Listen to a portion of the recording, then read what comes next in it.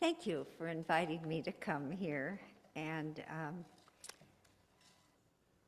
one of your wonderful members said that you like to hear the story of the spiritual walk. So this is a capsule of my spiritual journey. And in my writing, I endeavor to make it universal, as the drama and the coloration of each one's path is individualized. And yet, you know, we are all climbing the same mountain. Many paths are well worn, but the ultimate summit is the same for all. Truth is truth, and all else is rhetoric or unclear understanding of the all that is. So try to find the divine interventions in my life. I'm endeavoring to make it brief, but then you can identify, of course, the circumstance is not the same, et cetera, et cetera. So I was born a Catholic and attended a convent here in Laguna Beach, and later a parochial school in Palm Springs. My memories of the Catholic Church were loving priests and nuns. I was very fortunate. And I was a prayerful child, but I was a handful too. And I comfortably remained in the church until I was married at a young age, and we lived in Bishop. And Easter, I said, oh, we have to go to church, it's Easter. So off we went, all dressed, and I got to the door, and I could not go through the door. It was as if there was a glass barrier. And I think part of that was I had begun reading metaphysical books. One, and this was many, many years ago, and I'm not going to tell you how many. But one of the first, I think, was Norman Vincent Peale's Power of Positive Thinking.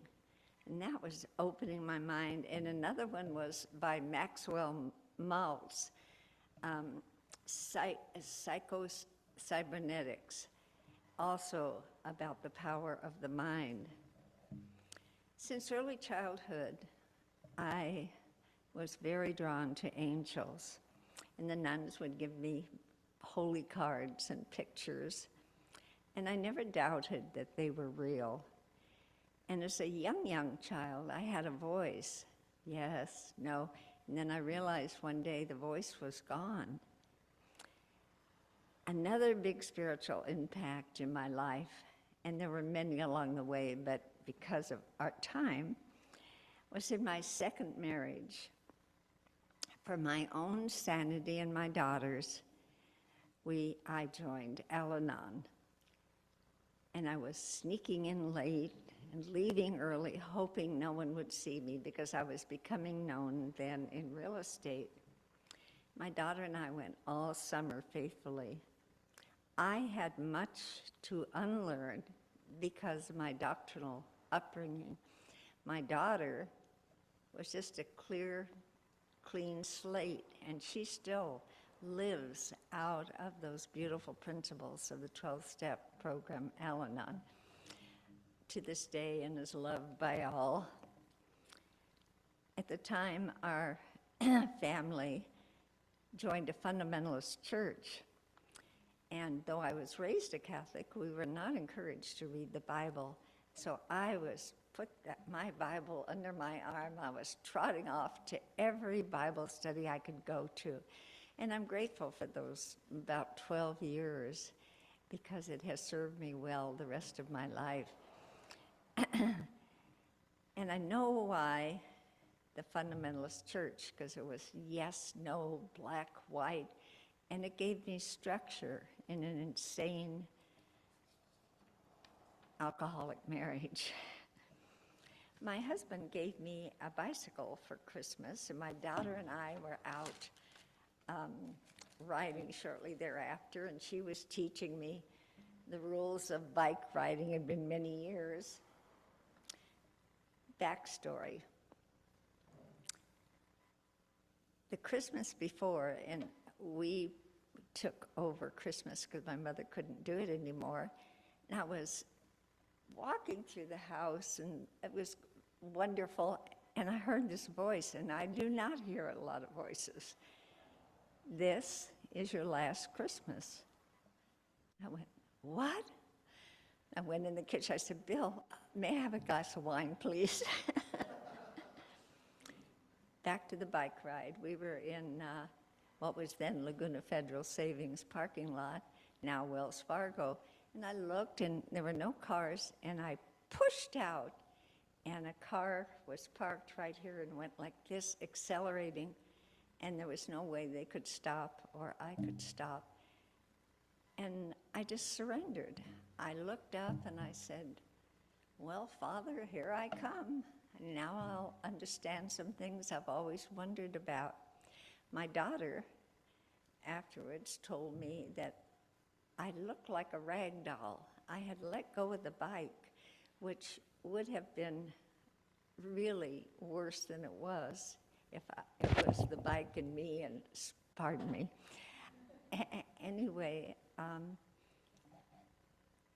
I woke up, and all of the people who were curious had gotten their ice cream cones at Baskin-Robbins, and it was humiliating for me. They're looking, watching this go on. I didn't realize I was going in and out of consciousness, and the fireman was there, and I said, "Oh, Davy." I knew him because he was my sister's first boyfriend. And they're looking, and in those years, I was doing a lot of modeling, and I had on my false eyelash. I went, oh, wait. And everyone laughed, and it was just, I said, "Oh, Davy, just pick me up and take me home. I just have the wind knocked out of me." But of course, I had a broken back. And I made them promise that they wouldn't take me away without my daughter in the ambulance. I was in the hospital for about 5 days, and the chaplain came in, and I hadn't been to the church then for quite a long time and was really busy in my business. And I started crying when he was talking to me about spiritual things. And I realized that my life was a lie and my marriage was a sham. And I went home and spent many months on my back at home. But there were 2 books on the bed. To this day, I don't know how they were there. One was Dr. Hugh Misseldine's The Inner Child of the Past. Now, mind you, this was over 50-some years ago, and no one talked about the inner child then. And I cried, I wrote, I prayed. One parent was alive, one wasn't. Didn't matter, and it was never commission, it was more omission, were the forgiveness to my parents. And all parents need forgiveness. And then I built a bridge to my children, praying, because I had perpetrated some of those parenting habits on them that I didn't know were not the highest and best, and prayed that one day they would forgive me.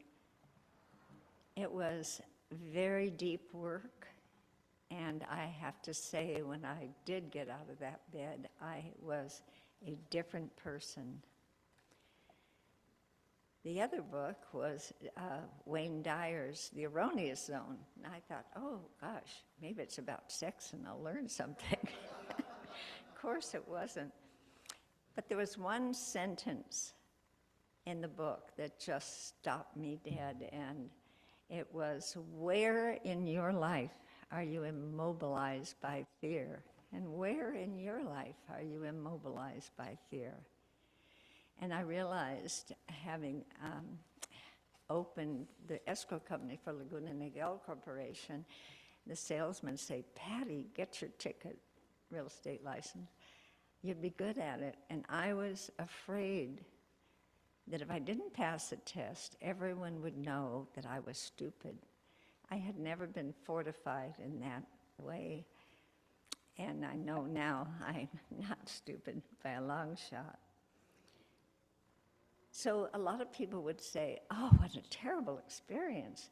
But I don't see it that way. For me, it was a blessing. It changed the trajectory of my life. I did go ahead, take the test, passed, and the rest is history. And I feel as if Spirit put me on my back just long enough to listen and touch my soul. And as I say, it changed the trajectory of my life. And I'm endeavoring to do that now, even today. Tragedies come into our lives.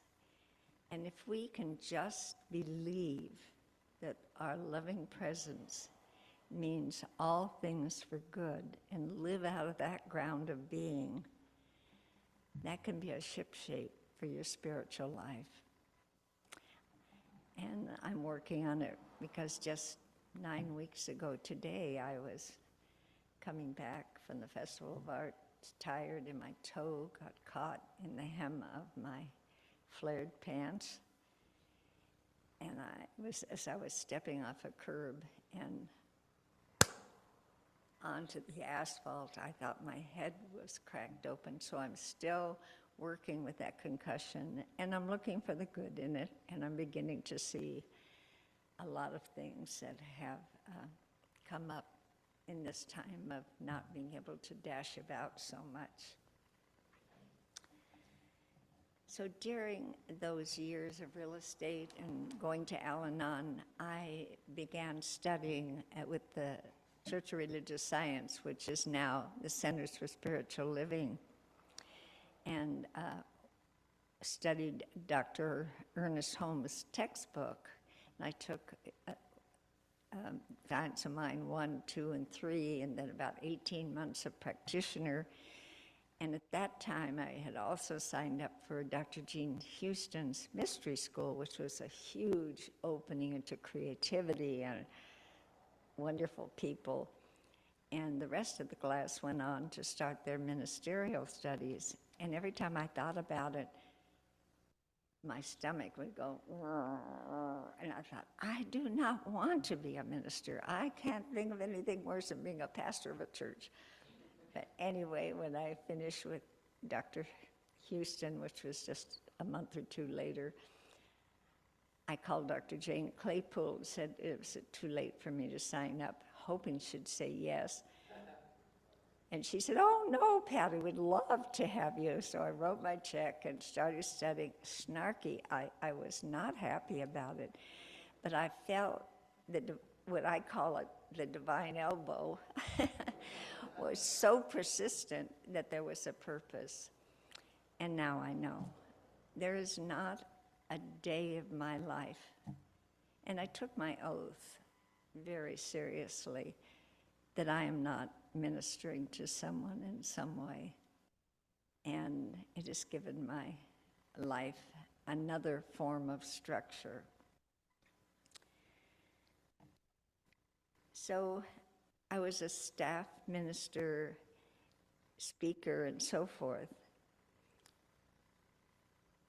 And I have a little story. I got really waylaid in my real estate career, and what I say is there were times it was like trying to push a hippopotamus uphill backwards. Nothing was happening, so I went to see the pastor, and while I was waiting, there was a book on the shelf, and it was jumping up and down, not literally, but psychically, and I went over it. I went the artist way. I'm not an artist. Why? But again, that insistence, that divine elbow was so strong that I bought the book. I started the discipline of the writing the 3 pages every single morning. And before I even got through the book, halfway through, my business was soaring. And I tell you, if you will take that time and first thing in the morning and write, your life will become so much richer spiritually than you could ever imagine. Another part of my spiritual journey, sounds funny, but I had a wonderful gentleman friend for over 25 years, and we traveled a lot. And I have to say, it deepened my concepts and broadened my precepts of the oneness of all people everywhere, all over the world.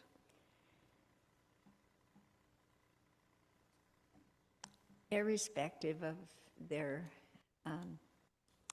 customs and so forth, in 1,000 names for God, all meaning the same, of course. I also held sacred circles in homes at that time, and one of the books that we studied was A Brief History of Everyone Who Has Ever Lived. Wasn't brief, may I say. And I'm more right brain than left brain, but anyway. And it was about the Human Genome Project, where it absolutely proved that we're all of the same DNA. The only differencing is the sequencing of letters for each individualization. But we're all mongrels. We all came out of Africa, so just get over it. There are no races. And so it grieves your heart when you see the Arabs and the Jews. They had the same father, Abraham. And just knowing that we're all one could change the trajectory of the entire world. So I was very grateful, and I thank my body for my feet, walking probably thousands of miles all over the earth. And I think of humankind who have been stumbling around the earth looking up for over 180,000 years. So today my life is not so hectic, and I can spend the quiet time in the morning that I love, listening deeply and writing what comes to me has become my delight and my learning. And so my prayer is that you see that little golden thread of guidance through my life and visit your own. We had, in ministerial studies, we had to briefly study all the religions of the world, and that little golden thread is in every single religion. Truth is truth, as I said. And it makes itself known over a lifetime and still continues. And that's Patricia.